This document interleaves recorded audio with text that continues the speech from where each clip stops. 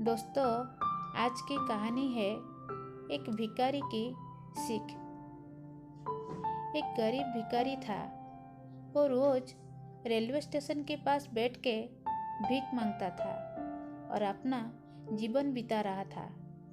उस स्टेशन में जाने वाले किसी भी यात्री अगर उस भिखारी को देखते थे तो उसे कुछ भीख दे दिया करते थे। एक दिन वो भिखारी वही स्टेशन के पास से गुजर रहा था। तभी उसकी नज़र एक अमीर व्यक्ति के ऊपर पड़ी। भिखारी सोचता है कि यह व्यक्ति एक अमीर इंसान लग रहा है, इसीलिए उनके पास से भीख मांगने से वो मुझे ज़्यादा पैसा देंगे। ये सोचकर वो भिखारी उस अमीर इंसान के पास जाकर भीख मांगने लगता है।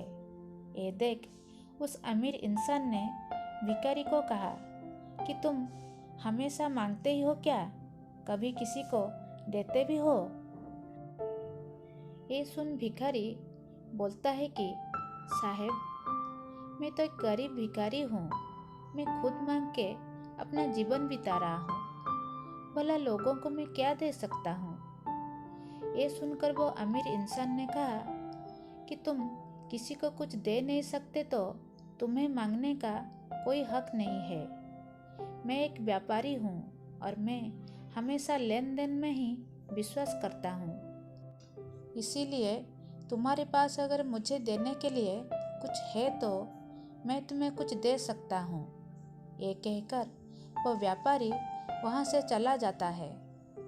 लेकिन वो गरीब भिखारी वहाँ बैठकर वो अमीर इंसान की कही हुई बात के बारे में सोचते रहा। उस व्यापारी की बात उसके दिल को छू गया था। वो भिखारी सोचने लगा कि इसीलिए मुझे ज़्यादा पैसा भीख में नहीं मिलता, क्योंकि मैंने भीख मांगने के बदले किसी को कुछ नहीं दे पाता हूँ। और उसने सोच लिया कि कल से जो भी उसे भीख देगा उसे बदले में कुछ ना कुछ अवश्य दूंगा। फिर अगले दिन वो भिखारी भीख मांगने के लिए निकल गया। जब वो जा रहा था तब वो यही सोच रहा था कि कोई अगर उसे भीख दे तो उस भीख के बदले वो लोगों को क्या देगा। तभी रास्ते में एक दुकान के ऊपर उसका नज़र पड़ा। उसने देखा कि दुकान में बहुत सारा सामान है, लेकिन वो बहुत महंगी थी और भिखारी के पास उतना पैसा नहीं था। वो निराश हो गया। तभी दुकान में रखी हुई कुछ पेन और पेंसिल के पैकेट के ऊपर नज़र पड़ा। उसने दुकानदार को कहा, ये कितना का है? तो उस दुकानदार ने बोला, ये 30 रुपया का है। वो भिखारी भीख मांग के कुछ पैसा रखा था। उसी पैसों से वो कुछ पेन और पेंसिल के पैकेट ले लिया और जिस जगह पे बैठ के वो भीख मांगता था वो ही बैठ गया और भीख मांगने लगा। जो लोग उसे भीख दे रहे थे वो बदले में उसको एक पेन देता था। ऐसे ही कई महीनों बीत गया और भीख भी उसे पहले से ज़्यादा मिल रहा था। फिर एक दिन उसने देखा कि जिस इंसान की बातों ने उसके दिल को छू गया था वही इंसान उसके सामने है। और वो भागा भागा उसके पास गया और उस अमीर इंसान को कहने लगा, आपने मुझे पहचाना साहब? मैं वही भिखारी हूँ। भीख के बदले कुछ ना कुछ देने की सीख आपसे ही मिला था। उस इंसान ने भिखारी को पहचान लिया और भिखारी के कटोरी में 2 रुपये का सिक्का डालकर वही खड़े खड़े उसके बारे में सोचने लगे। और कुछ क्षण बाद वो आगे की ओर मुड़े ही कि वो भिखारी बोला, बाबू साहब, उस दिन आपको देने के लिए मेरे पास कुछ नहीं था, लेकिन आज आपको देने के लिए ये पेन है।